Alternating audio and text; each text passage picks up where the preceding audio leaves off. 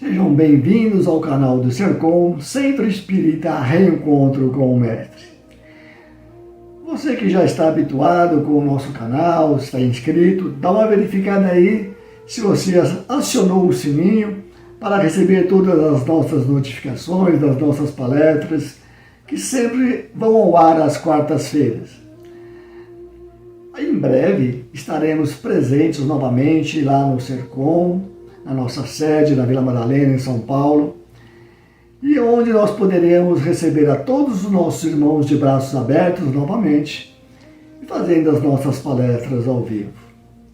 Divulgue, mande o link para os seus amigos, os seus parentes, e vão gostar muito de receber esses ensinamentos vindo do Evangelho de nosso Senhor Jesus Cristo.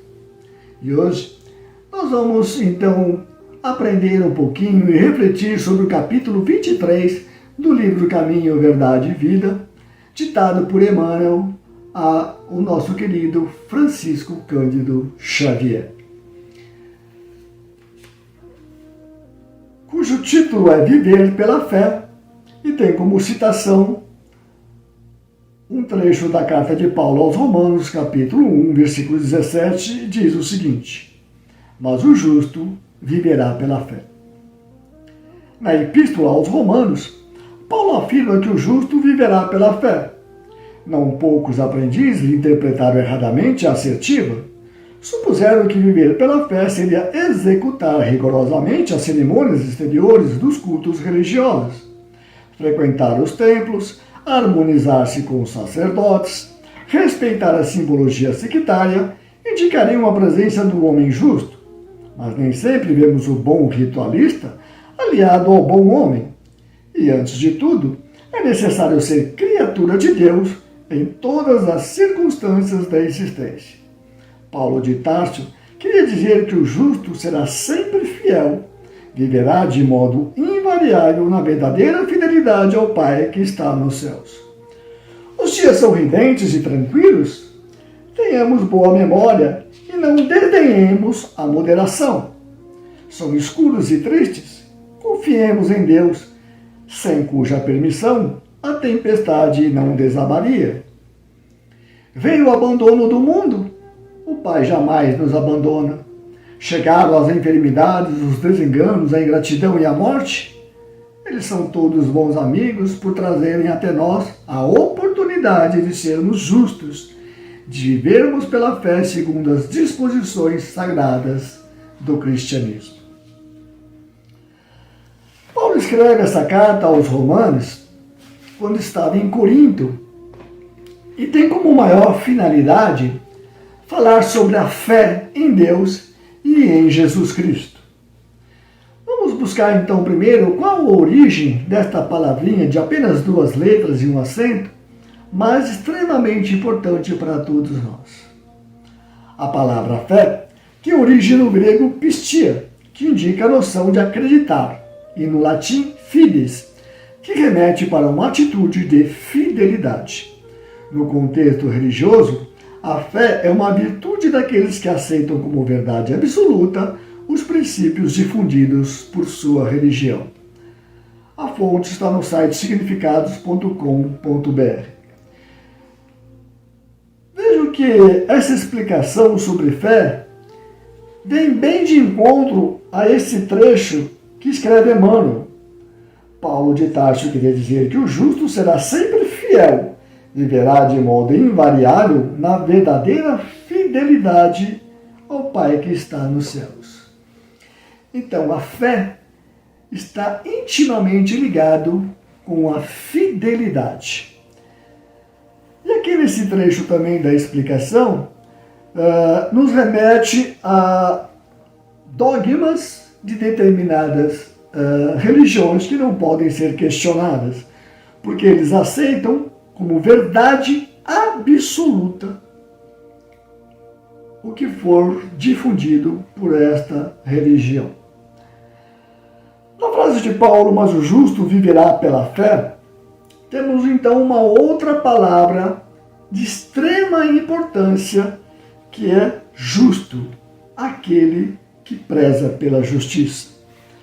Lembrando que um dos atributos de Deus, que consta lá no livro dos Espíritos, no primeiro capítulo, é que Deus é soberanamente justo e bom, sendo que a palavra justo vem em primeiro lugar. A justiça humana está ainda muito distante da verdadeira justiça divina. O que nos parece justo em determinada época e local muda completamente em outros locais, em outras épocas. E difere totalmente da lei divina, que é imutável e está presente em todas as épocas e em todos os lugares de qualquer planeta, inclusive. Não só na Terra, mas as leis divinas, elas são universais e imutáveis.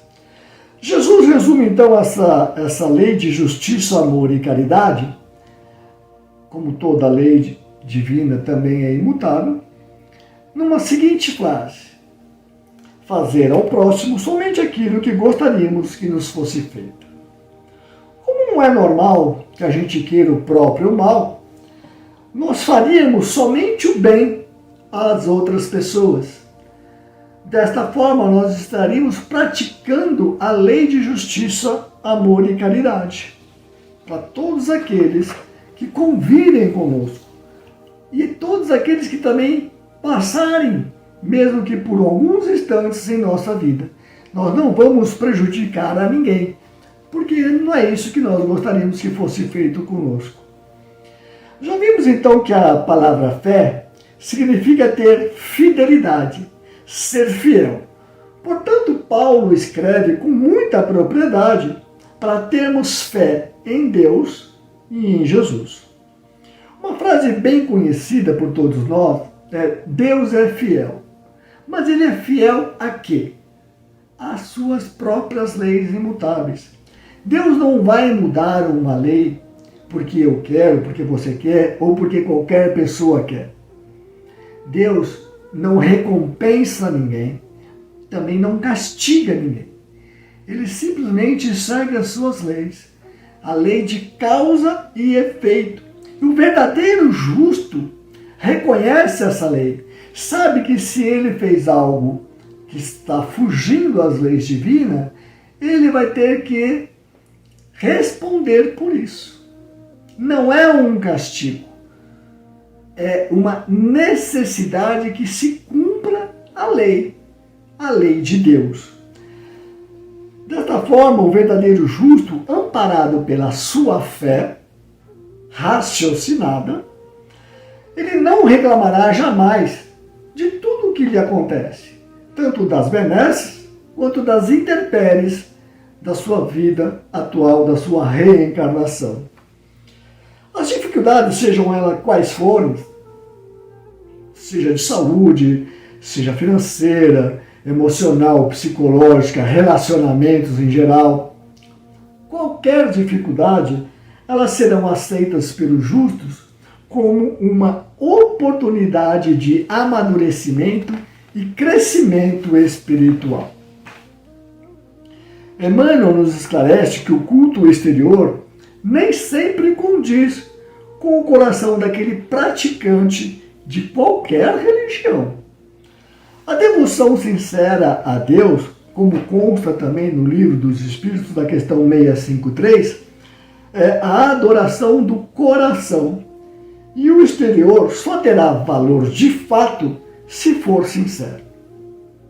Ou seja, não adianta a gente ir em qualquer lugar que seja demonstrar uma atitude exterior se o nosso coração e se as nossas atitudes fora desse ambiente sejam totalmente contrárias àquilo que nós queremos demonstrar ali. Jesus nos ensinou que a boca fala o que sente o coração. Desta forma, só um hipócrita tentaria iludir os semelhantes, mas seria facilmente desmentido pelas suas próprias ações. Não adianta ir fazer orações diante de uma multidão, não adianta fazer palestras, ensinos, divulgar a palavra, se não seguir a palavra, se não for exemplo daquilo que está falando. Dentro do meio espírita, tem uma frase bem antiga até, que os ouvidos que estão mais próximos da minha boca são os meus mesmos. Então tudo que eu falar tem que servir primeiro para mim. Não adianta eu estudar o Evangelho e querer aplicar no outro. Eu só posso aplicar o Evangelho em mim mesmo.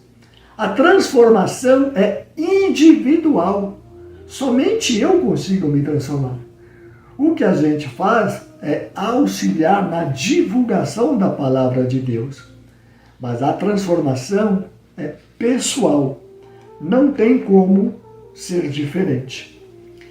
Lembrando Tiago também, no capítulo 2 da sua carta, ele fala que a fé se manifesta com as obras. Porque sem as obras, a fé ela é praticamente morta. Então não adianta ficar verbalizando muito e não produzir nada. Jesus também nos ensina o poder da fé quando cura um lunático, e esse é o termo que consta no Evangelho, a quem os discípulos não conseguiram ajudar. Jesus explica então que faltou a eles, aos discípulos, a fé sincera, aquela fé sem vacilar. Acreditar que o poder de Deus se manifesta através dos homens justos.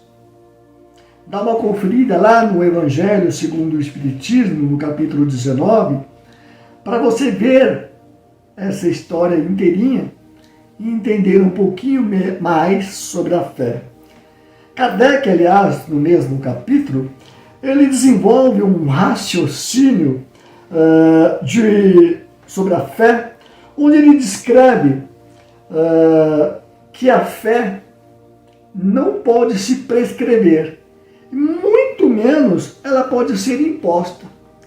A fé ela tem que ser raciocinada. É uma fé em que a gente acredita porque sabe como é feito determinadas coisas, como aquilo acontece, como Jesus operou aquilo que chamamos de milagre.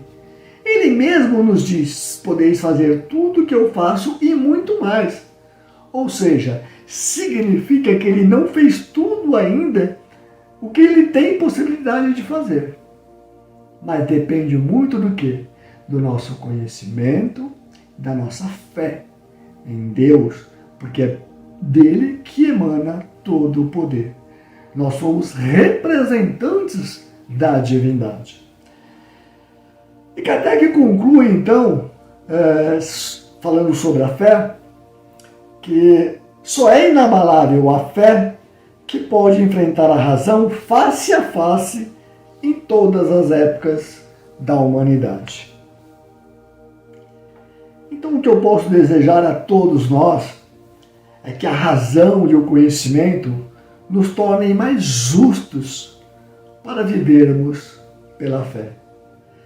Que assim seja, graças a Deus.